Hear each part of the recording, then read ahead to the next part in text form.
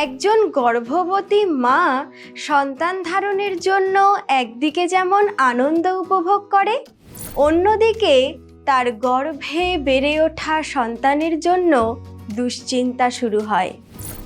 যে ভ্রূণ ধীরে ধীরে বেড়ে উঠছে তার মধ্যে কোনো ত্রুটি আছে কিনা সেই নিয়ে অনেক প্রশ্ন ঘিরে আসে। অ্যামনিওসেন্টেসিস হলো এমন একটি পরীক্ষা পদ্ধতি যার মাধ্যমে এই সকল প্রশ্নের উত্তর পাওয়া যায়। ভ্রূণের বয়স যখন 14 থেকে 16 সপ্তাহ তখন এই পরীক্ষাটি করা হয়। মাতৃদেহে জরায়ুর মধ্যে ভ্রূণ বৃদ্ধি পেতে থাকে, যাকে বাইরে থেকে অ্যামনিয়ন ও কোরিয়ন নামক বহির্ভ্রূণীয় পর্দা ঢেকে রাখে।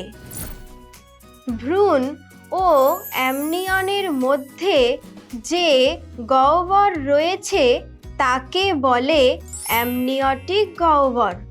আর দেখো, এই গহ্বর তরল পদার্থ দ্বারা পূর্ণ থাকে, একে বলা হয় অ্যামনিওটিক ফ্লুইড।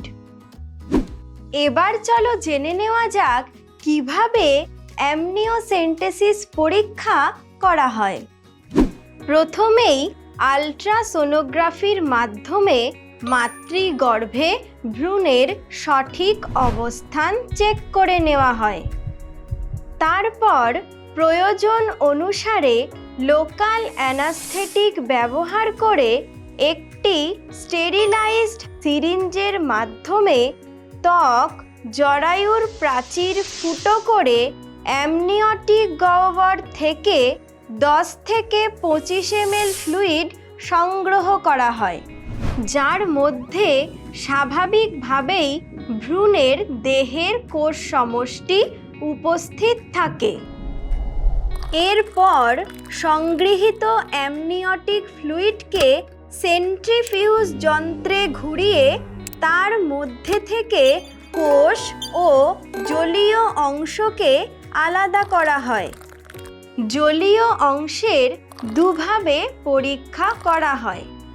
প্রথম পরীক্ষায় তরলের মধ্যে আলফা ফিটোপ্রোটিনের উপস্থিতি চেক করা হয়, যার মাধ্যমে ভ্রূণের নিউরাল টিউবের ডিফেক্ট সম্পর্কে জানা যায়। আলফা ফিটোপ্রোটিনের পরিমাণ স্বাভাবিকের থেকে অনেক বেশি থাকলে নিউরাল টিউবের ত্রুটির আশঙ্কা করা হয়। Sickle cell anaemia, albinism, phenyl ketonuria ইত্যাদি বিপাকজনিত ত্রুটি আছে কিনা সেটা পরীক্ষা করার জন্য প্রাপ্ত জলীয় অংশের বায়োকেমিক্যাল টেস্ট করা হয়। এখন তোমাদের মনে প্রশ্ন আসবে যে তাহলে কোষীয় অংশের পরিণতি কি হয়? অ্যামনিওটিক ফ্লুইড থেকে প্রাপ্ত কোষগুলোকে কালচার প্লেটের মধ্যে নির্দিষ্ট মিডিয়ামে রেখে সংখ্যায় বাড়ানো হয়।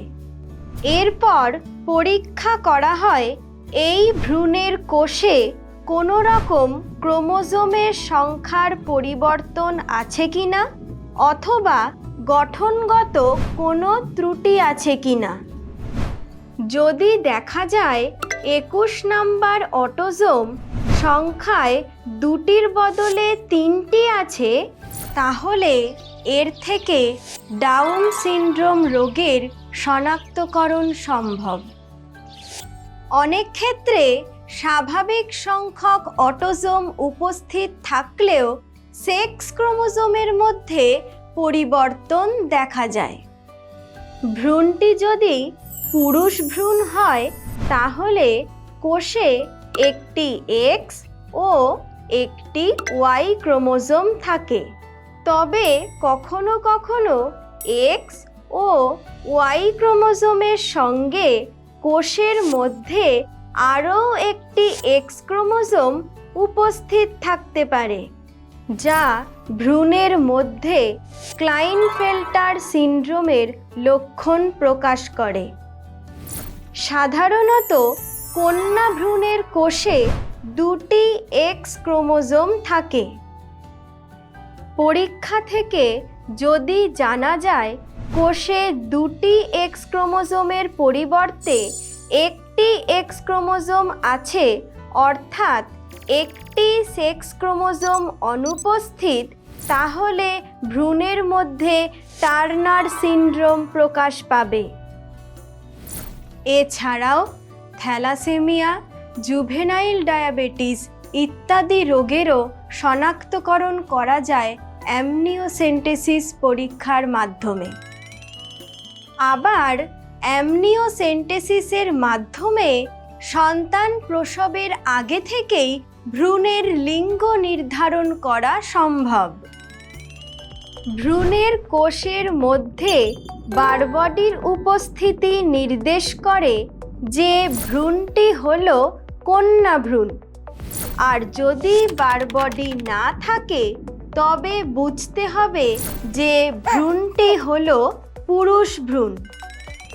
দুঃখের বিষয় হলো এই পদ্ধতির অপব্যবহার ঘটিয়ে ভারতবর্ষের কিছু অঞ্চলে, বিশেষত পাঞ্জাব, হরিয়ানা ও দিল্লির মতো জায়গায় কন্যা ভ্রূণ হত্যা করা হয়ে থাকে।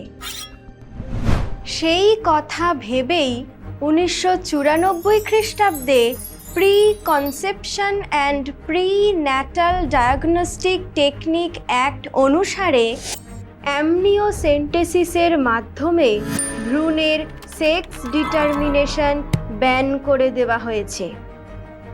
তবে প্রয়োজনে ডাক্তারের পরামর্শ নিয়ে ভ্রূণের স্বাস্থ্য সম্পর্কিত পরীক্ষার জন্য অ্যামনিওসেন্টেসিস পদ্ধতি অবলম্বন করা যায়। তাহলে আজ আমরা অ্যামনিওসেন্টেসিস পদ্ধতি এবং তার সুবিধা ও অসুবিধা সম্পর্কে বেশ কিছু কথা জেনে নিলাম।